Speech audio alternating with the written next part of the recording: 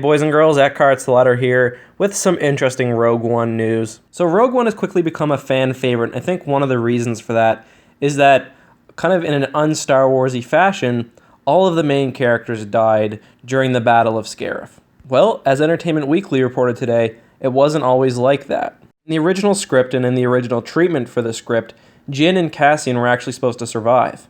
So I just figured I'd make a quick video today to talk about this happy ending version of the script and how it differed from what we ended up getting. So in the original script treatment, there was no Bodhi, no Chirrut, or no Baze, and instead of being some sort of street criminal or some sort of fugitive, Jyn was actually a regular rebel soldier. And Gary Whitta, who was basically one of the screenwriters for the movie, says that Jyn was supposed to be a sergeant, and they actually sold some toys, or they still do sell some toys that say Sergeant Jyn Erso. So if you guys find one of those, you should collect it because, it might be worth some money someday.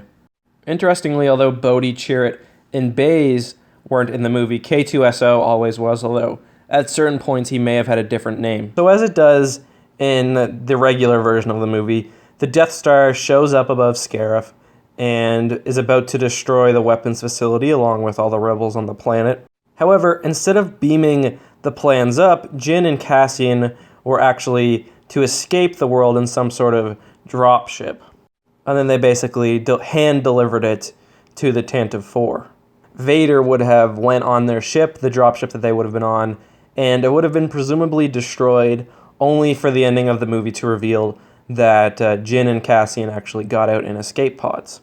Not dissimilarly, the Entertainment Weekly writer very poignantly notices from how the Millennium Falcon drifted away from the Star Destroyer in episode 5 with all the trash and the junk and stuff. However, the creators didn't really like that ending, and apparently part of the reason that led them to writing it was because they were worried that Disney was going to require something a bit more family-friendly than the ending we actually did get, basically all the heroes dying. Although in the end, Disney and Kathleen Kennedy, of course, said, no, go ahead, make the dark movie you want, and I know many people, including myself, are happy that that's what they went with. However, this article raises a few questions in my mind, and I know a lot of you guys are probably thinking the same thing. We know, for one, Rogue One had a history of reshoots. So I'm wondering whether the scriptwriter here is actually kind of maybe telling a little fib.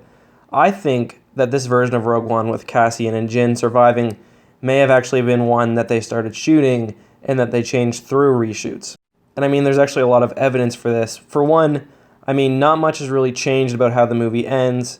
Vader's attack could have happened on a dropship pretty easily. He's got rebels defending him in there versus the capital ship. And to be honest, that makes a little bit more sense, too, rather than the Tantive 4 just being docked inside the capital ship and not doing anything during the battle. To be honest, I think the most damning evidence against the scriptwriters here, well, I guess that's not damning because the movie obviously turned out really well, but I think the thing that kind of points to maybe him telling a bit of a fib is that in some of the sizzle reels and in some of the TV spots before the movie came out, we see shots of Jyn running across the beach with the Death Star data tapes, like the tapes that have the plans on them. And obviously, there was the very iconic shot of the stormtroopers walking through the water, and that kind of makes me believe that at one point, it's pretty clear that at one point, a big part of the movie was Jyn and the guys physically moving the tapes, and we never really saw that in the version we got. It kind of tells me that there was probably, at some point in the filming, a physical transfer. It's possible that they were running towards the relay station, but I don't know. I just don't believe it, because if that were the case, I would think that those shots would have made it in the movie. And, they also got the tapes from inside that building, too, so I don't understand why there would be any sort of running involved. I also thought the ending of the movie was a little messy and a little confusing in a way that it probably wouldn't have been had it been designed to, be made this way. Like them having to call up to the rebel fleet to open or to destroy the gate, and then them actually having to send the tapes up digitally themselves. Like that was a little messy for me, and kind of suggests that they had to do something with some of the footage they already had and some of the ideas they already had and rework that in a way to make something that kind of worked. Again, not saying it's bad because I really love the movie, but it seems like it's kind of a convoluted way to handle the passing off of the information if you were going at it, like if that was your intention from when you started filming. I think it's also kind of a weird way for Jyn's character arc to end. I mean, we see her start as a reluctant hero. I think it would have been nice to actually kind of see a physical end to her journey, like, the actual physically handing the tapes off, being a more direct part of the greater Star Wars universe.